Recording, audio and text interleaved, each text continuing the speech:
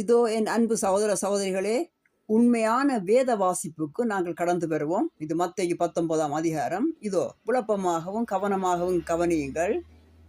8ஆம் வசனத்தை வாசிக்கிறேன். அதற்கு அவர், உங்கள் மனைவிகளை தள்ளிவிடலாம் என்று உங்கள் இருதய கடினத்தின் நிமித்தம் மோசே உங்களுக்கு இடம் கொடுத்தார். ஆதி முதலாய் அப்படி இருக்கவில்லை. எப்படி இருக்கவில்லை? என்ன நடந்தாலும் பிரியும்படியாக ஆதி முதலாய் அப்படி இருக்கவில்லை.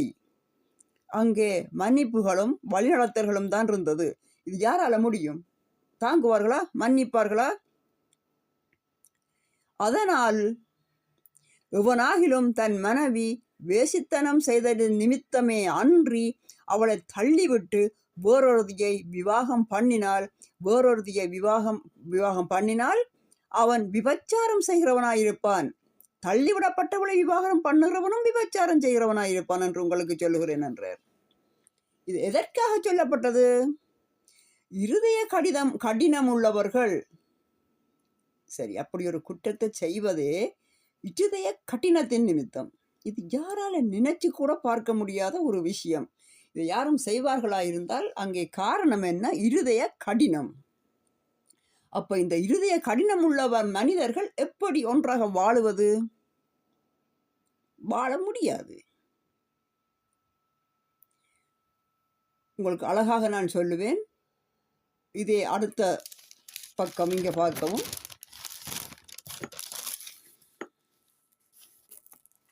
மத்தேயு 22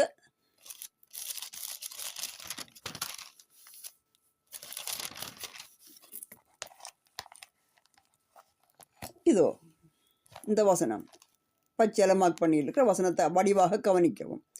உயிர்த்தெழுதலில் கொள்வனையும் கொடுப்பனையும் இல்லை, அவர்கள் பரலோகத்திலே தேவதூதர்கள் போல் இருப்பார்கள்.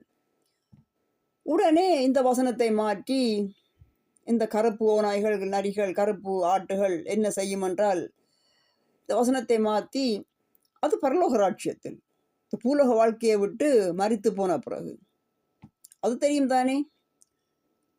செத்தவன் அப்படி தாலி கட்டுவான். அது ஒரு பெரிய விஷயம் என்று சொல்லி அதை ஆண்டவர் அவதார புருஷனாக பூமிக்கு வந்து சிலுவையில் மரித்து 3 நாள் பின் உயிர்த்தெழுந்து வந்து இதை உங்களுக்கு சொல்ல வேணுமா? உயிர்த்தெழுதலில் கொள்வனையும் இல்லை கொடுப்பனையும் இல்லை என்று. உயிர்த்தெழுதல் என்பது ஒரு மனிதன் இந்த பூமியில வாழ்ந்து செத்ததுக்கு பிறகு உள்ள காரியமா? உயிர்த்தெழுதல் என்பது மனம் திரும்புதல். மக்களே, மனம் திரும்புதல். இன்றே இப்பவே கிறிஸ்துவுக்குள்